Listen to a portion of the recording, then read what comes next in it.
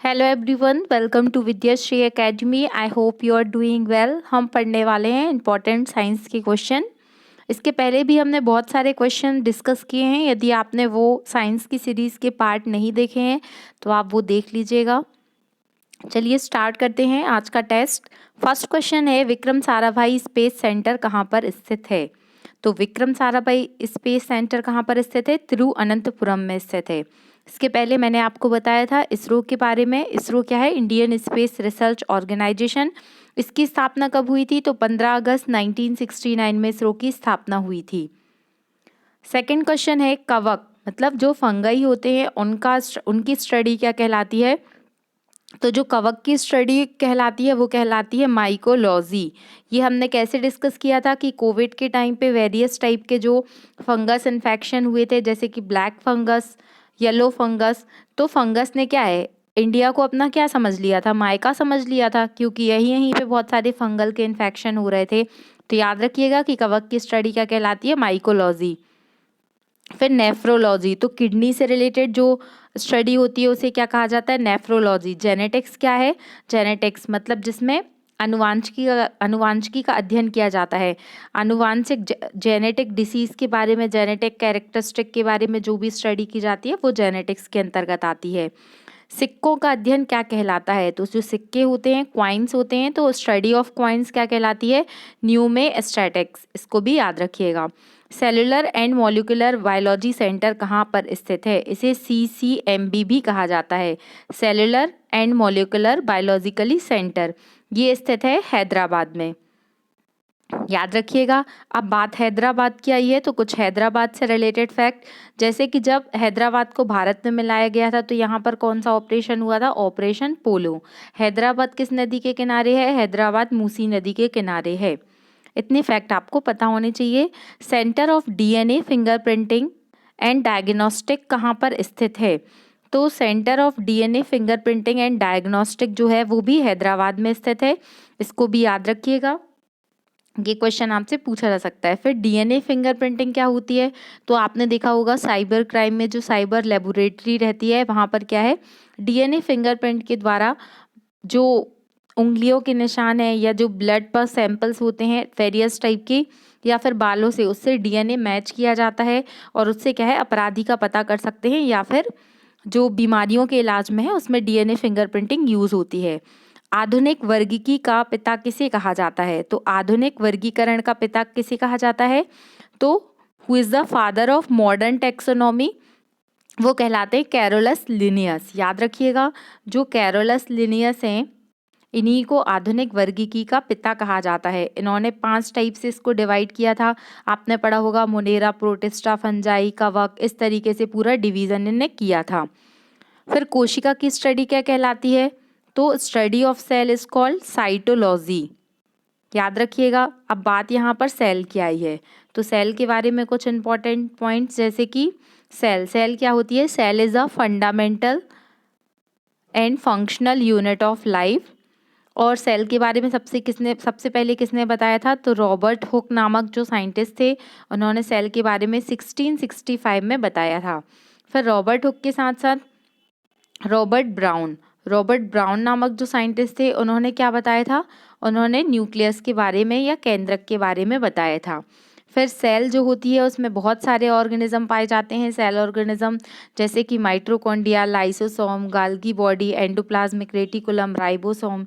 फिर आपसे पूछा जा सकता है यहाँ पर कि प्रोटीन की फैक्ट्री किसे कहा जाता है? तो प्रोटीन की फैक्ट्री कहा जाता है राइबोसोम को।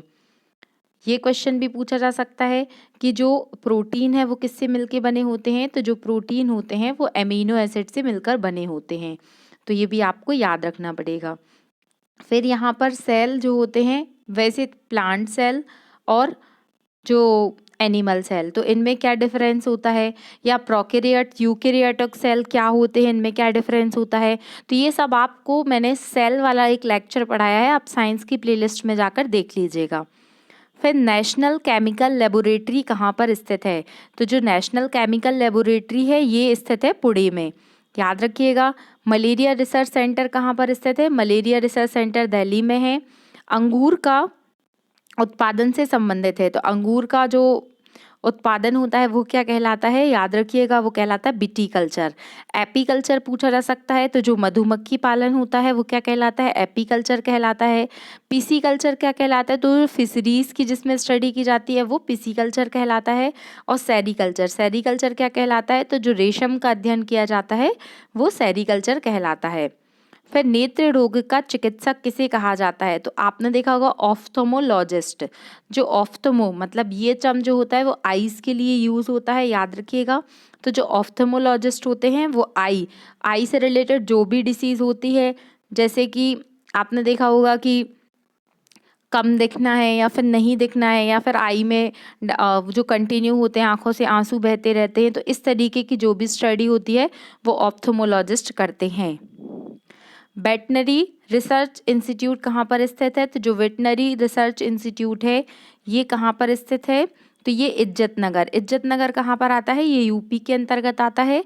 किस विज्ञान में पक्षियों से संबंधित अध्ययन किया जाता है, ऑर्निथोलॉजी के अंतर्गत जो पक्षी होते हैं उनकी स्टडी की जाती है। ऑस्टियोलॉजी के अंतर्गत क्या अध्ययन किया जाता है, तो हड्डियों का अध्ययन किया जाता है, ये आपको पता होना चाहिए। प्लाज्मा अनुसंधान संस्थान कहाँ पर स्थित है, प्लाज्मा अनुसंधान संस्थान गांधीनगर में स्थित है। राष्ट्रीय डेयरी अनुसंधान संस्थान कहाँ पर स्थित है, तो ये करनाल में स्थित है। और करनाल कहाँ पर आता है, तो ये हरियाणा के अंतर्गत आता है। आपसे पूछा जा सकता है जमशेदपुर में कौन सी फैक्ट्री की स्थापना की गई थी, ये आपको कमेंट बॉक्स में लिखकर बताना है। वायरस, स्टडी ऑफ वायरस क्या कहलाता है, तो ये वायरोलॉजी कहलाता है। वायरोलॉजी के अंतर्गत क्या की जाती है, स्टडी की जाती है वायरस से। अब वायरस की बात आई है, तो अभी जो सबसे अधिक चर्चा में रहा वो कौन सा वायरस था, तो वो कोरोना वायरस था। कोरोना के बारे में आप बताने की ज़रूरत नहीं है, आप सभी भली भांति परिचित हैं। तो कोरोना वायरस की पूरी फैमिली है। जैसे अभी जो इसका वेरिएंट आया है जो चाइना में बहुत अधिक इन्फेक्शन फैला रहा है वो है VF7। इस तरीके से कोरोना के अलग अलग वेरिएंट हैं। तो आपको याद रखना है कि वायरस से होने वाली डिसीज़, एक और डिसीज़ है जो वायरस से होने वाली है और काफ़ी अधिक जो डेंजरस होती है वो होती है एड्स क्या है, तो एड्स होता है एक्वायर्ड इम्यूनो डेफिशिएंसी सिंड्रोम। ठीक है, तो ये फुल फॉर्म होता है किसके कारण होता है, ये HIV के कारण होता है। HIV का फुल फॉर्म क्या होता है, ह्यूमन इम्यूनो वायरस। ये जो प्रतिरक्षा तंत्र रहता है, जो इम्यूनिटी सिस्टम रहता है उसको वीक करने का काम करता है। तो याद रखिएगा। और जो इसके लिए डे मनाया जाता है तो 1 दिसंबर को जो एड्स का रोकथाम दिवस रहता है वो रहता है। इतने पॉइंट आपको पता होने चाहिए। एक क्वेश्चन और आपसे पूछा जा सकता है कि जो एलिसा टेस्ट होता है ये किस डिसीज़ के लिए होता है, तो ये होता है एड्स के लिए। और एलिसा का फुल फॉर्म भी आपसे पूछा जा सकता है, ये होता है एंजाइम लिंक्ड इम्यूनो सॉर्वेट एसे।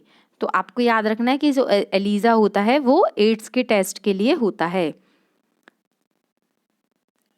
फिर नेक्स्ट क्वेश्चन है,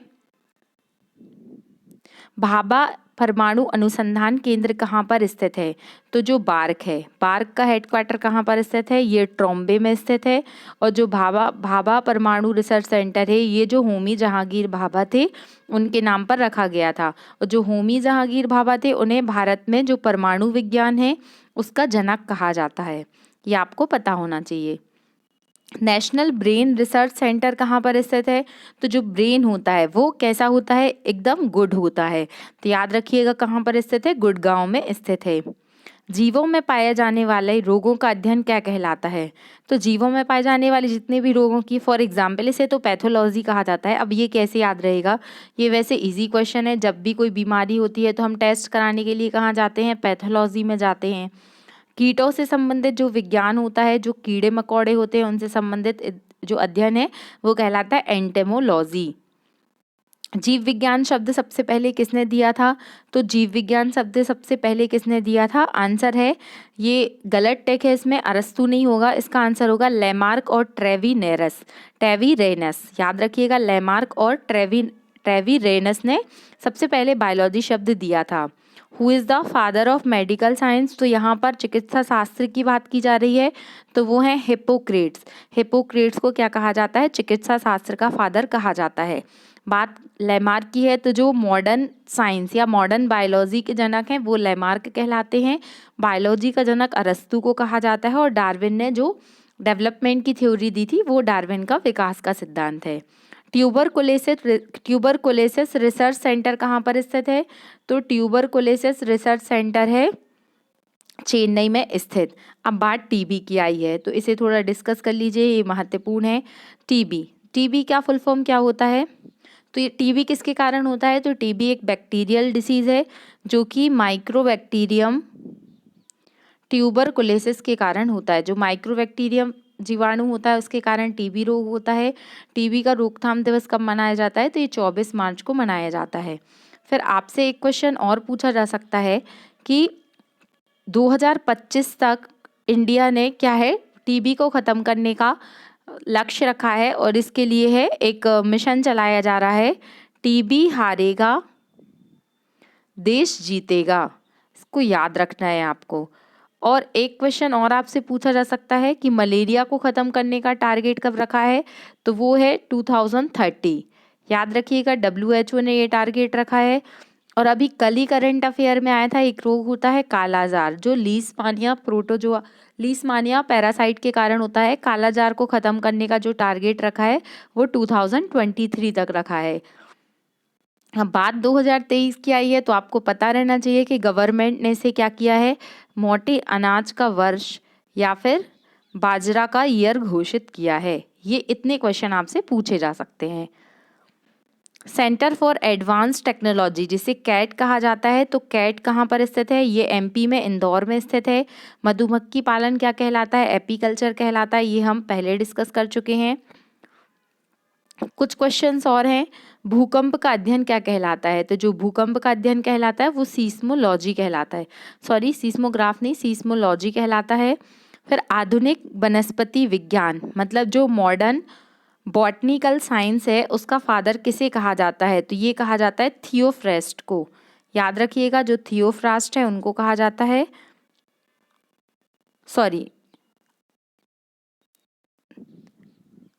29 का आंसर क्या दिया है इसमें? बी दिया है, लिनियस। लेकिन आप इसे चेक कर लीजिएगा, लिनियस इसका आंसर नहीं होना चाहिए। इसको मैं चेक करके बता दूंगी आपको। वैसे थियोफ्रास्ट ही इसका आंसर होना चाहिए। जंतु विज्ञान का जनक किसे कहा जाता है? तो जो जंतु विज्ञान है, मतलब यहाँ पर किसकी बात की जा रही है? यहाँ पर बात की जा रही है जूलॉजी की। ये बायोलॉजी ही होगी, तो बायोलॉजी जो है वो क्या है? अरस्तु इसके फादर कहे जाते हैं। ट्रेडमिल टेस्ट किस चिकित्सा के लिए होता है? तो जो ट्रेडमिल टेस्ट होता है ये किडनी से रिलेटेड होता है। होमोसिपियंस किसका नाम है? ये तो बच्चा इसका आंसर जानता है कि मनुष्य का साइंटिफिक नेम होमोसिपियंस है। सपनों का अध्ययन, जो हमें सपने आते हैं, जो आप ड्रीम्स देखते हैं, उनकी स्टडी क्या कहलाती है? वो कहलाती है ऑर्निरोलॉजी, स्टडी ऑफ ड्रीम। केंद्रीय वनस्पति अनुसंधान संस्थान कहाँ पर स्थित है? तो ये स्थित है लखनऊ में। याद रखिएगा, केंद्रीय वनस्पति अनुसंधान संस्थान। फलों का अध्ययन क्या कहलाता है? तो फलों का अध्ययन कहलाता है पोमोलॉजी। याद रखिएगा, पोमोलॉजी क्या कहलाती है? Study of fruits. मानव विकास का अध्ययन क्या कहलाता है? तो एंथ्रोपोलॉजी के अंतर्गत मानव का किस तरीके से विकास हुआ है। जैसे माना जाता है कि जो मानव है वो बंदर का पूर्वज था, फिर बंदर से कैसे कैसे 2 पैरों से हमने चलना शुरू किया, हाथों से काम करना शुरू किया। तो ये जो स्टडी है किस तरीके से ह्यूमन का डेवलपमेंट हुआ है, ये सब एंथ्रोपोलॉजी के अंतर्गत किया जाता है। ऑस्टियोलॉजी पहले भी डिस्कस कर चुके हैं हम कि इसमें क्या की जाती है? अस्थियों की स्टडी, मतलब जो हड्डी होती है उनकी स्टडी की जाती है। फिर केंद्रीय वनस्पति अनुसंधान संस्थान कहाँ पर स्थित है? लखनऊ में स्थित है। चावल अनुसंधान केंद्र कहाँ पर स्थित है? तो ये कटक उड़ीसा में स्थित है। कीटों का अध्ययन क्या कहलाता है? तो कीटों का अध्ययन एंटेमोलॉजी कहलाता है। तो आई होप आपको इतने क्वेश्चन समझ में आ गए होंगे। कुछ क्वेश्चंस और हैं, इसे हम नेक्स्ट वीडियो में डिस्कस करेंगे। अगर आपको वीडियो अच्छा लगता है तो please like, share and subscribe. Thank you so much. पढ़ते रहिए, खुश रहिए। जय हिंद, जय भारत।